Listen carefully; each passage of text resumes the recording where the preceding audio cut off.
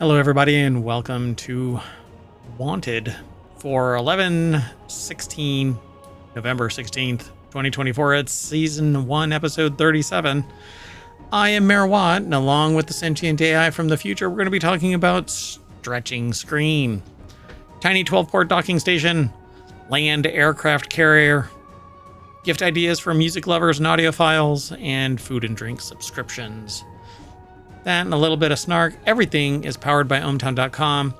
Wanted is just one of our 6 weekly shows, and our 7th show, Non Sequitur News, is a daily show, runs every day. We have yet to miss one.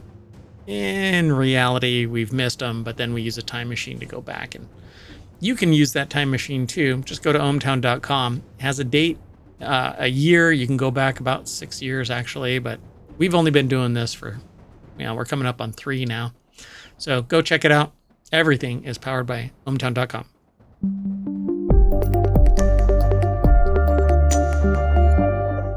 Hello, sentient AI from the future.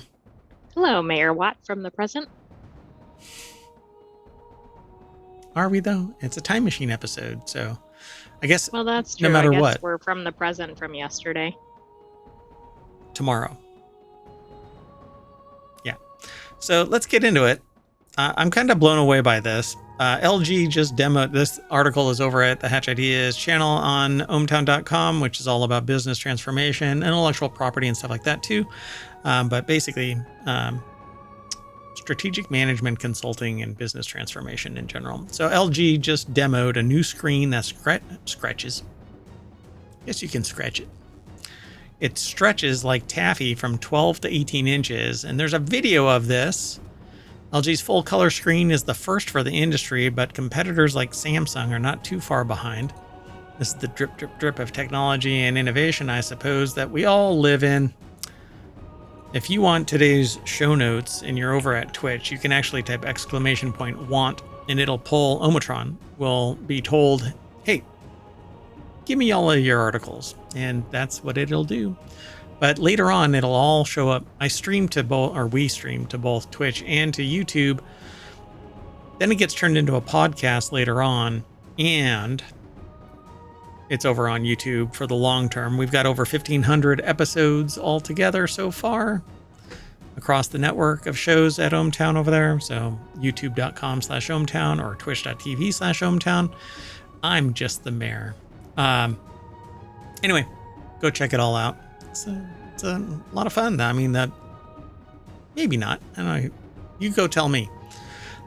Like it, review it, tell a friend, do your own podcast and YouTube show and mention ohmtown. That would be great. At any rate, Sharon Shibu and Melissa Malamet worked together to put this article out onto entrepreneur.com. LG's full color screen is a first for the industry, but competitors like Samsung are not too far behind. That's because this screen twists and bends and stretches out from 12 to 18 inches. And I thought that this was a screen where you just like scroll it up, scroll it out. Right, you can like look an at accordion or something, or a papyrus. Yeah, exactly. Yeah. Wow. Yeah, it's like a high tech. What do you call the library of Alexandria, the one that burned down and took all of basically the world's knowledge of the time away. So like so many deleted files. So LG demoed a new stretchable screen last week with the highest expansion rate in the industry so far. It twists and bends and stretches from 12 to 18 inches, but an earlier version of the screen was used in September at the Seoul Fashion Week in apparel and handbags worn on the runway. Interesting. I wonder what the reception was, and I wonder if that encouraged LG to put it out as an actual screen.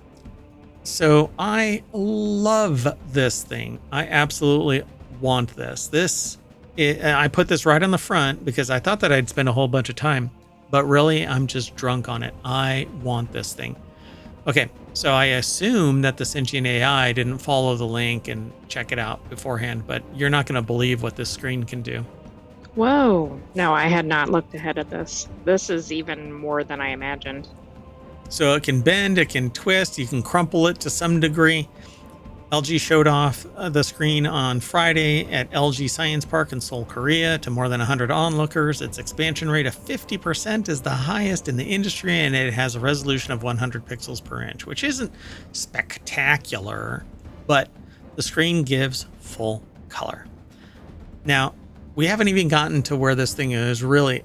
I want this thing because I want to be able to roll it up into a cylinder and not have to worry about a screen.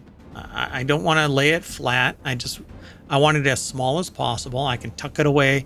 Just give me a little micro PC so that I can just lay this thing down. I think that it's just this amazing piece of tech, right? It says LG's been working on a stretchy screen since, for years, it says. In 2019, the company launched a TV screen that rolls away. I actually saw this. It rolls down into a big cylinder. LG discontinued the 65-inch $100,000 TV in May of 2024 after slow sales. In 2022, the company showed off a 12-inch display that could extend out to 14 inches. To create the screen, LG used a base silicon material like the one used for contact lenses. They layered micro LEDs and circuits shaped like springs on top to create a screen capable of being twisted and stretched and folded with no damage. Eventually it would damage, though. I mean, nothing can really stop that degradation. Eventually it fails. All things do. But look at this. This thing was embedded on clothing. Wow, and it looks like it was displaying information too. And it is, yeah. It's a fully functional screen. And anything behind it that isn't obfuscated by color is transparent. So you see the pink behind, but this is actually the pink behind. It's rude. Come on, Merwatt.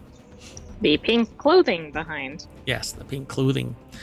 But then they go, well, Samsung placed a screen on a smartphone and demonstrated how it could move the topography, show the topography of a map. So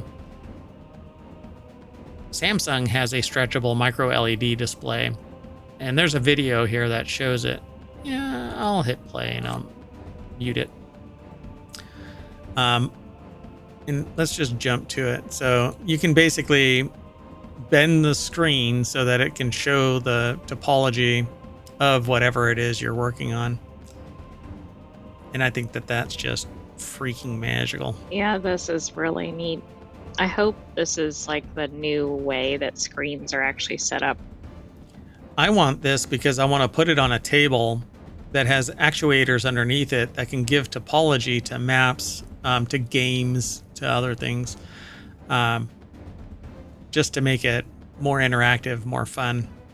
But, at $100,000 for a 65-inch display, we'll see if that stays the same. Yeah, it's a little hard to really take off in the mainstream. So, good luck. I want. Let's keep going. Moving on. Next article is over in the mobile channel. This tiny docking station adds 12 ports to your laptop. And it's 40% off for early Black Friday. I don't know if that's actually working still, but anyway, the reason why I wanted it is because I am always in need of extra ports. In fact, I have a problem right now with one of my, I don't know if it's really my problem or the software that I use, but it detaches my audio player. So, which doesn't help with if you're trying to play any audio. Yeah, exactly. So this here is this little docking station right here. And so it looks kind of like a wedgy little thing and has a bunch of ports attached to it and then one central cable leading to your laptop. But it isn't necessarily bound to a laptop. It can be used for anything wherein you need 12 extra ports. It is connected to your device by USB-C, but doesn't have all USB-C on the other side of it. So I don't know. We're living in a world nowadays where USB-C is pretty much dominating the space. And so I would never use, hold on a second. There it goes. So I typically use nothing but USB-C now, and anything that is older and not using USB-C, I try and donate and replace it with something that's USB-C, mainly because I want to stay on the upper edge of the tech. But some things don't require USB-C. Or don't come in USB-C. Right. So Joe Tillelli over at gizmodo.com put the article together. And it says here that over at Stack Social, it's a 12-in-1 USB-C hub that doubles as a laptop stand for 40% off for a limited time. Again, I don't know if it actually is still, but it says that now you can what? There's a missing word here. Now you can see what's possible or on your laptop or expand what's possible. There's a word missing right here. I know, but you have to fill in the blank. Imagine. Oh, it's a Mad Lib. A Mad Lib. That would be a fun browser if somebody created it, where it just removes a word and says, put an adjective here, or put a noun here, assume a pronoun here.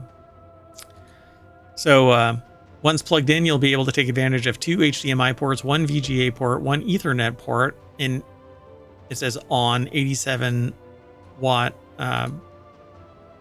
What do they call that? PD, power. I forgot what it's called. No. Not differential. Power, like distribution. I can't remember what it's called. Doggone it. You know what? I'll verify. 1 second. Power delivery?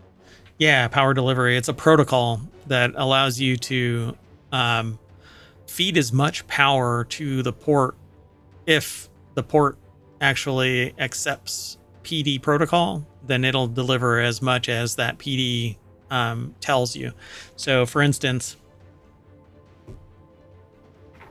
I have a little gadget right here that uses PD and will provide as much power as the receiving unit that will tell the delivery system that is PD. Anyway, so it'll take as much juice as it wants. By the way, Stack Social discount still available, and we don't have any link or affiliate to Stack Social. Oh yeah, we're not related to anything here. We're not related to Gizmodo. We're not related to Stack Social. We're not related to the product. The only reason why this is even here is because Mayor Watt wants it.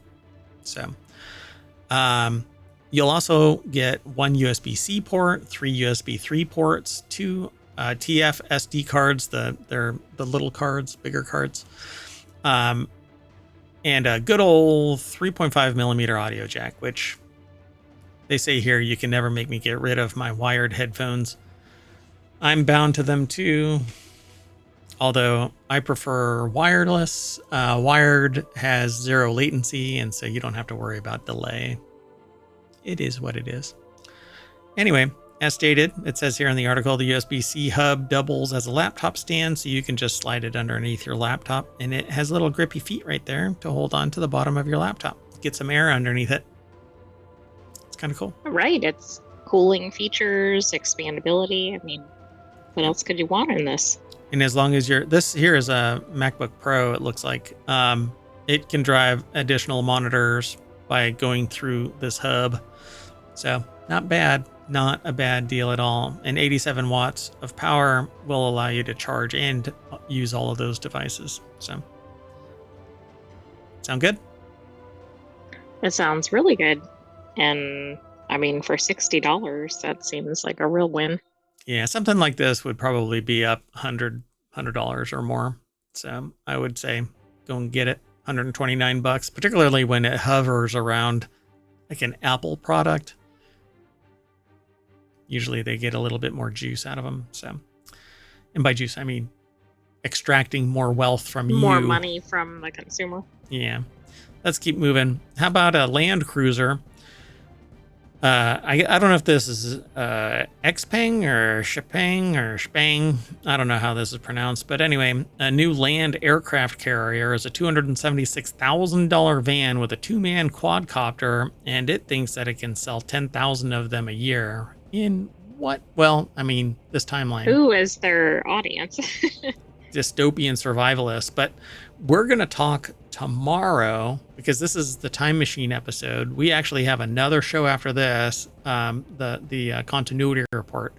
Then we're going to reset, and we're going to do non sequitur news, and then 3 additional shows. And in one of those shows, we're going to talk about somebody who is, I was going to say that this would sell to one of those survivalists, right? Somebody who wants something that can do everything anywhere all at once. It's like a one and done. Yep. Well, I'm going to introduce you to somebody that really committed to a solution. And it's going to blow you away. Hold on, I need to get rid of something real quick while I can. Oh no, it's going to pop up again. Anyway, don't worry about it when you see it. So Chinese EV maker Xpeng, I guess, I don't know, gave the public a first glimpse at the new land aircraft carrier in action on Tuesday, marking another step towards its ambition to bring flying vehicles to the mass market. Matthew Lowe, we've actually talked about this vehicle once before, because we read about the fact that there was somebody that was selling a quadcopter that could land on the car. This may have been the vehicle. Okay. But this actually says it's a 2-man quadcopter. Maybe I missed that in the initial title of this. Let me go back. Yeah, it's a 2-man quadcopter. So obviously, no, this is not the same vehicle that we talked about. It can't be. I don't believe it was, but I haven't made every episode. Does this vehicle land on top of this? It says a land aircraft carrier, so it has to land on top of it, right? So the vehicle is a 6-wheeled van with a quadcopter drone that can fit 2 people. The firm performed the vehicle's first public flight on Tuesday at the Zhuhai Air Show. They demonstrated the quadcopter in an uncrewed flight in front of a crowd at the Zhuhai Air Show, an annual Chinese aviation conference backed by the central government. No shit. So orders will be open to the public in December. It's already targeting a far larger tranche of orders, with state media reporting that the company plans to sell an annual production capacity of 10,000. I mean, this is very niche. It looks very neat. But who can afford this, and who needs a quadcopter? So Matthew Lowe over at BusinessInsider.com put the article together again. But I want to see. In August, it debuted a car with self-driving tech at $22,000, undercutting other brands like Xiaomi, BYD, and Tesla. Meanwhile, it's been pushing hard to sell flying technology to the consumer market. This would never fly in the United States. Well, I think it's interesting that they demoed it without people in it. Oh yeah. Yeah, they're working on 2-person electric flying vehicles that feature vertical takeoff and landing, which drones pretty much do anyway. Yeah. I'd like to see it land on the vehicle, though. It says videos released by the firm, so it's on Weibo though, so won't be able to get there from here. Sorry, you will not find your Terminator body. I wouldn't be looking over there. Let's move on. This next article is over in Wired. I had to reset this, and yeah, we'll have to do something weird when we move on to the next article. So this next article is over on Reality Hacker, 32 delightful gifts for music, gift ideas for music lovers and audiophiles, from headphones and speakers to accessories for their vinyl LPs. These picks will appeal to any audio aficionado. The article is over at Wired by Parker Hall. There is a long list here, doink, and I won't be able to go through them all.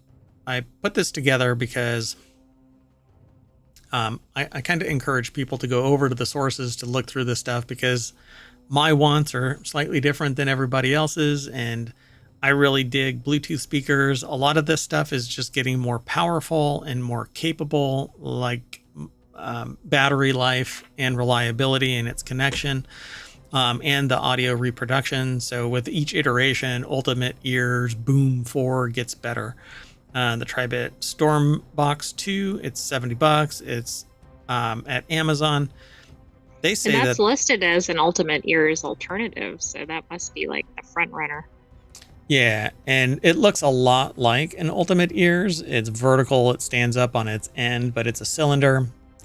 The Ultimate Ears over at Walmart is $100. It's $50 off from its normal $150 price.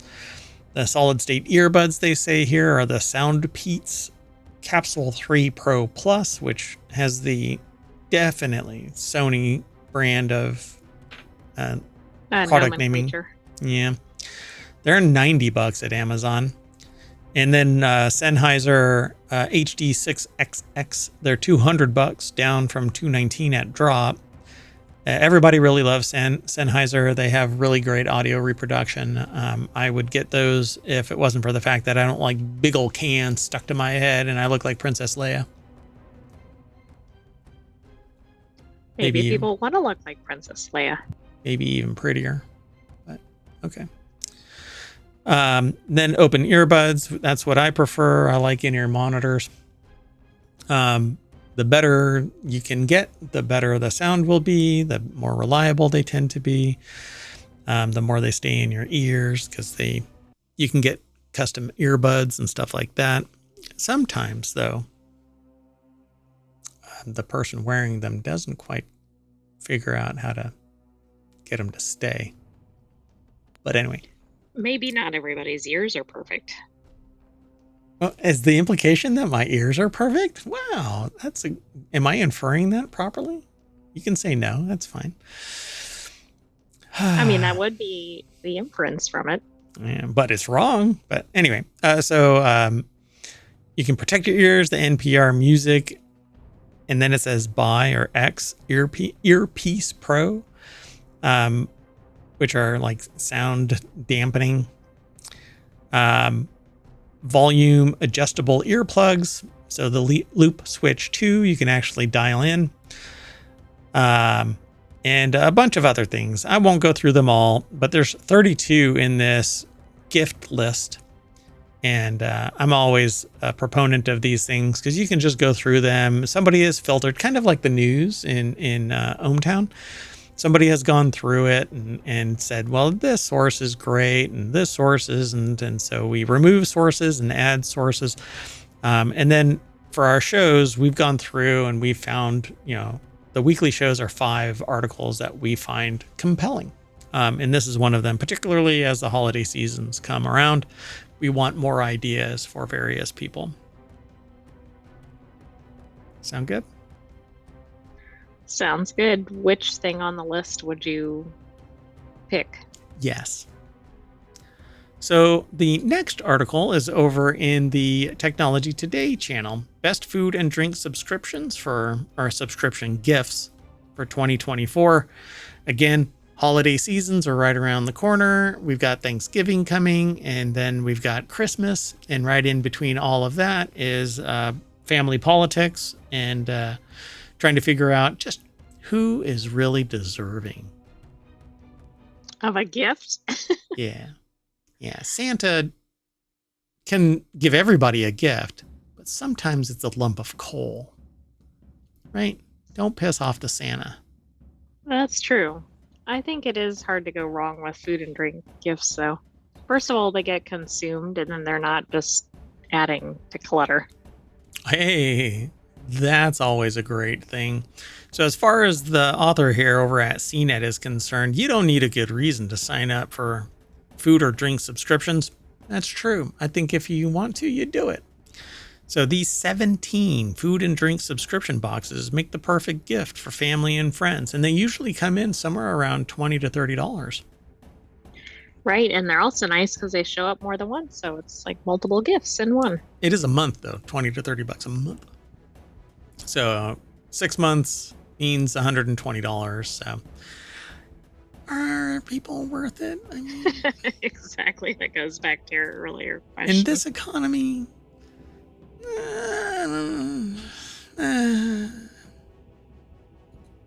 So the article is over at cnet.com, and I think David Watsky, they changed their format. David Watsky put this article together. The Atlas Coffee Club is a coffee subscription, is about as foolproof as a gift could get, as long as the person being gifted drinks coffee and all. That's such a kludgy way of saying that. Anyway, not judging the writing, just Tea Runners Club. You can get a bunch of tea. By the way, we have we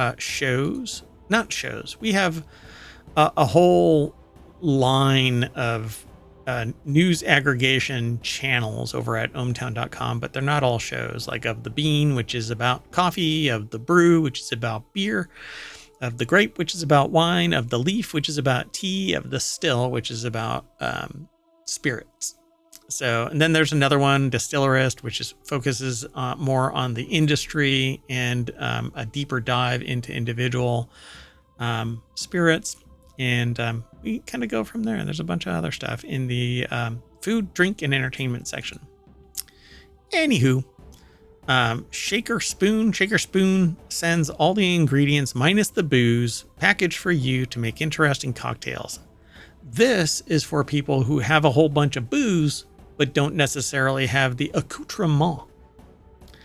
So what would you really, what's included would be really tricky to find anywhere else locally. So you're having drink making fun with some truly unique ingredients like the soul. No, I was going to say the soul of people who don't drink.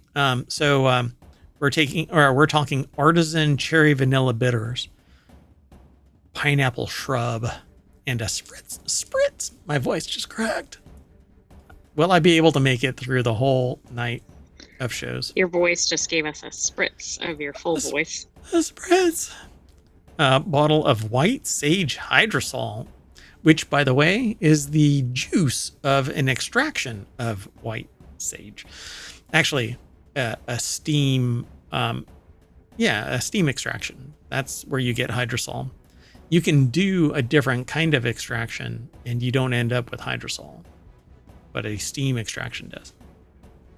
Steam distillation, in fact, it's actually a water steam distillation. So this is the juice of white sage, but not the concentrate. There's an oil that sits on anyway. Is that too much? It was too much. This is not non sequitur news. Well, I mean, it's directly, it follows. Anyway, so Bar and Cocoa. Good chocolate is as safe as it gets, making the subscription a perfect gift. So you might want to be careful of which chocolate you consume as of late, because it either has lead or cadmium in it. So true, and you might have one of those odd people in your family who doesn't actually like chocolate. Yeah, it's there's a couple of things where you just know before you pull the ripcord on it. You don't just blurt out, "I love you," and hope the other person says, "I love you." You kind of have to know. Otherwise, you're in for a rude awakening. You don't go, "Will you marry me?" without really knowing that the person's gonna, you have some real, and you don't get chocolate, coffee, spirits, anything, unless you have a 99.97% chance of hitting the target, Anyway, sometimes you can just drop something like, "Oh, here you go. I found this in a parking lot." Anyway, Fuego Box. Hot sauce people are serious about stuff, and Fuego Box makes a perfect gift for anyone who's a bit of a hothead. Do you find subscription boxes in the same location as my USB? Yes. The Wendy's parking lot at 2 a.m. in a little You'll hole. have to go back to about 1,500 episodes to hear all the backstory. Yeah, I talk about it periodically too, so yeah. And then there's meal kit and prepared meal subscriptions like Butcher Box, Green Chef, Best of Gold Belly, Mosaic Foods, which is a new one to me. I've heard of the others. And snacky subscriptions like Murray's Cheese, cheese. You had me at cheese. How about Wild Grain? It'd be hard to go wrong with the cheese subscription, I would imagine. Wild grain, if you like making bread. Baksu collects some of the best snacks from Japan and compiles them into a one-time or recurring monthly curated tasting box. That sounds like fun until you get something that's really oddball, but I'm pretty sure that they do something. They observe it macroly, and they just kind of go, yeah, the predominant number of our our customers would like this. Seaweed tempura, green tea and lemon cakes, along with Japanese candy such as yuzu gummies. How about iGourmet? Get a bunch of stuff. Endless options for gift boxes, basket subscriptions, and more. They say that they'd venture to guess that even if you're not sure what gift you're looking for, you're still bound to find something on the sprawling marketplace of quality eats, it says. Mouth?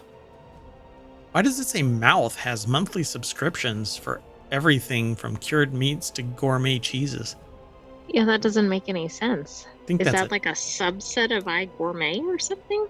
I don't know. I think that should probably read iGourmet has a monthly subscription or has monthly subscriptions for everything. Maybe the person writing it was thinking of eating gourmet food. The background music is very intense about, I guess the music really appreciates the subscription boxes. How about boozy gift subscriptions like Beer Drop, Plonk Wine Club, and Flaviar? I guess that's the caviar of flavor. Flaviar. Spirits Club. Yeah, so, but it's probably not going to be one of the cheaper subscription boxes. Yeah, some of these are really expensive. And while it's cheaper than buying a bottle and rummaging around trying to find it, you don't end up with a full bottle. It's a sample. And I actually was spinning up one of these, a spirits subscription box for Distillerist. But my God, the regulation in various states that just go... Yeah, like every state is different about sending in or sending out. Yeah, you can't transfer through some states.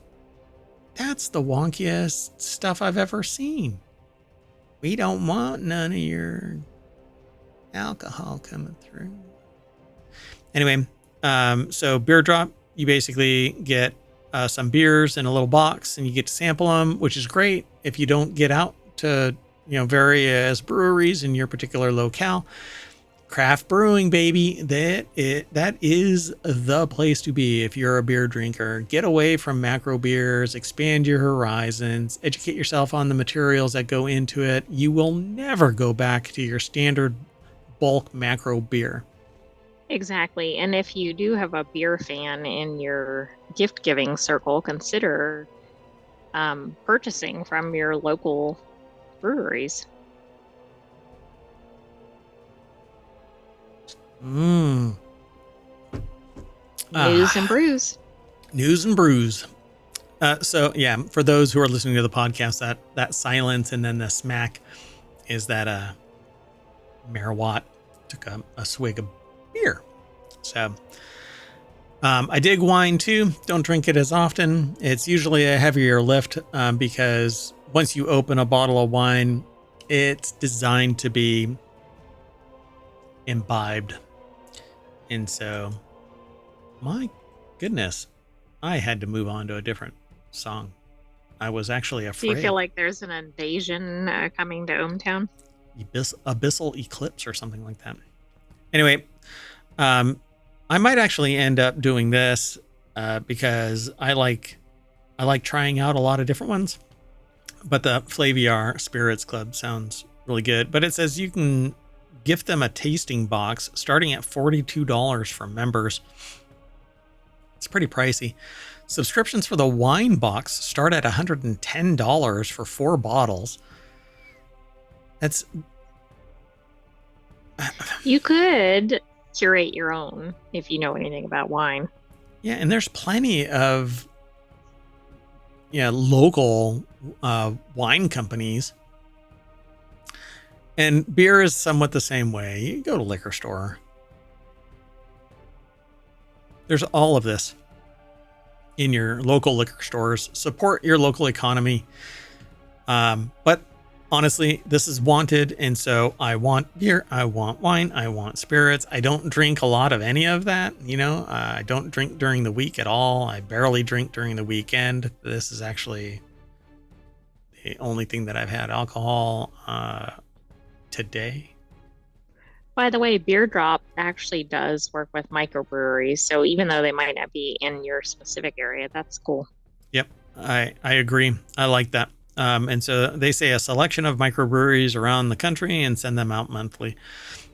So yeah. And you know what? I really wish that we would get away from hoppy.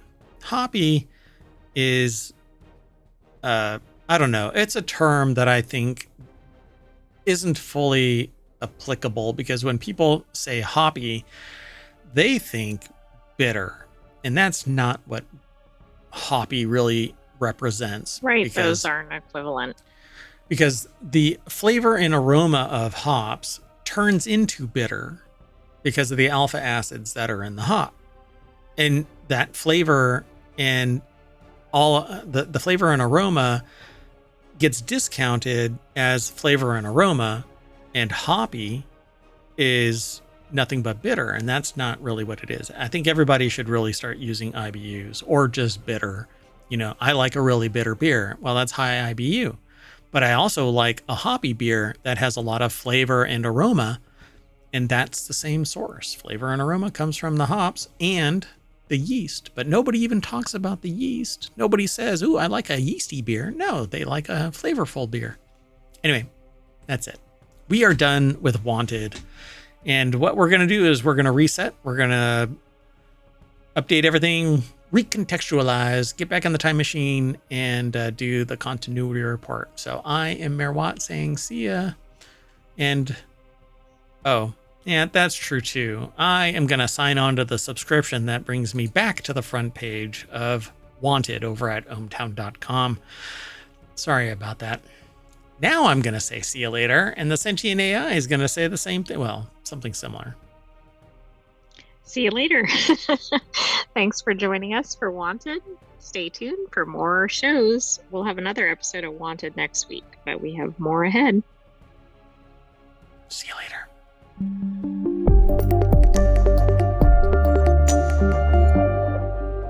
Do I really want a subscription for, I don't know how many bottles that are the little samples from the wine or the spirit place? Gonna have to look into that. Okay, well, anyway, bye.